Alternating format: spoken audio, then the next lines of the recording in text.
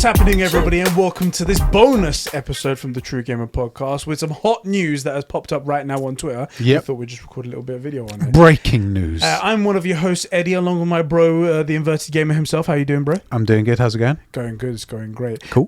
This video is going to be about Starfield. Yep. Probably seen from the title, guys. We did talk a little bit about how it's going to be exclusive to PC and Xbox. Yep. Apparently, it's rumored to be coming out 2022, early 2022. Some people are saying 2021, but it's a bit early for that. It's a bit iffy, yeah. But we're possibly going to be getting some information at E3.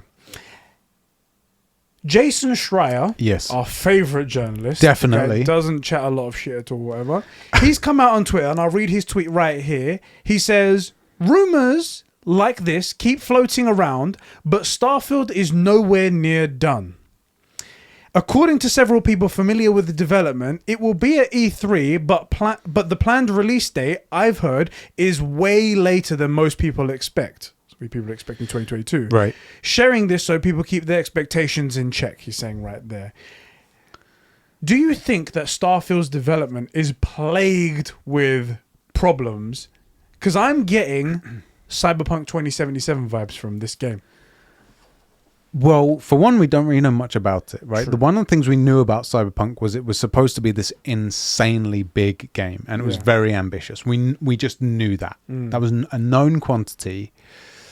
We don't know shit about Starfield. We know about as much as we knew about Elden Ring. Yeah. You know, which is nothing. The only thing that has happened with Starfield is that the people, the gamers, have got very excited and have blown it up quite big. They're like, it's a Bethesda game. It's brand new, so it's probably going to be big. It's probably going to be huge. It's set in space. It's very different. It's probably going to be huge. People have set that in their minds, but we don't actually know. I was cautiously optimistic about this because I like sci-fi. Yeah, I like we love myself sci-fi. some space games. It's all We really do, cool. we do. And I have a PC, so I can play it. And I was looking forward to playing that when it comes out. However, we did recently get a rumor that Tom Cruise might be making an appearance in the game. Yep. And when I saw that again, that was my first indication that this was going to be a Cyberpunk 2077 issue where everything's going to be dependent on this main character. We're probably going to get a lot of subpar everything else because we've got this main huge name to uphold this whole game. Yeah, the issue is that the huge name tends to be a draw for people that wouldn't normally be getting not huge gamers, so more of like the mainstream crowd, less of the gamers specifically, and that the game can then take it easy because Tom Cruise or whoever, Keanu, can carry the game. Exactly. And wherever it's weak, having that face that you recognize, that name that you know, can like make up for it or like blur those lines where it's like, this should have been better, but it's Tom Cruise. Exactly. And now we've got this news right here, which could mean that the game's not doing too well. A bit like how Cyberpunk wasn't doing too well and it got loads of delays and moved itself back.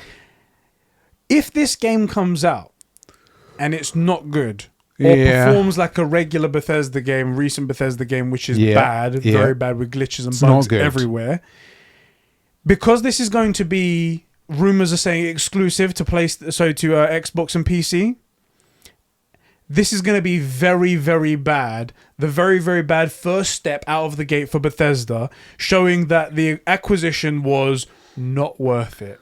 And this could be detrimental for Xbox. Yeah, I agree. I really believe that if they flop this one, then Xbox is in a very, very bad situation. How do you feel?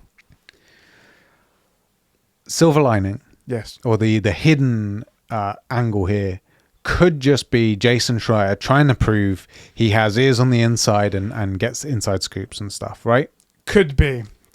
So the big thing is we don't know enough about the game to even to judge. This could be a 12-hour first-person shooting game, and Starfield, it's based in Starfields, which are going to be whatever the concept they make up on an alien planet, whatever. We just don't know.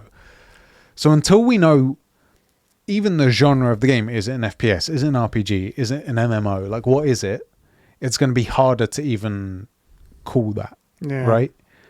So I'm willing to give, I hate to say this, I'm willing to give Bethesda the benefit of the doubt here because we don't even know the type of game they're going for. Is it a Fallout in space? Now we can worry, right? Right? I like that.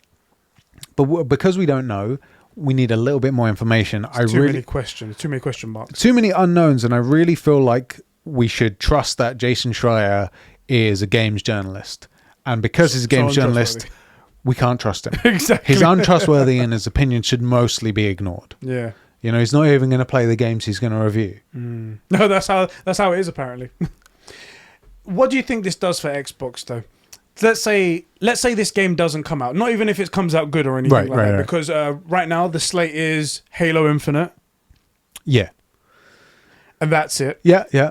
This game, the rumors were it was going to come out early 2022, which would be a good pace. It's like this fall we get Halo Infinite, and then we get Starfield, that's right. A massive, most really hotly anticipated game. Yeah.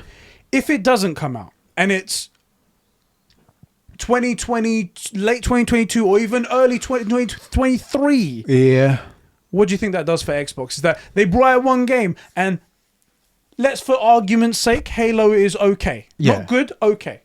Just in the middle, it's all right. It's not the worst. Halo isn't a make or break. The situation doesn't really change much. Exactly. Let's say it doesn't change much. Then it's going to be another year and a half, 2 years of Microsoft not having a banger exclusive coming out, potentially. I think that is bigger than how good Starfield is. I think it's the bigger detriment is not how good Starfield is. It's that there's nothing Microsoft exclusive for that length of time.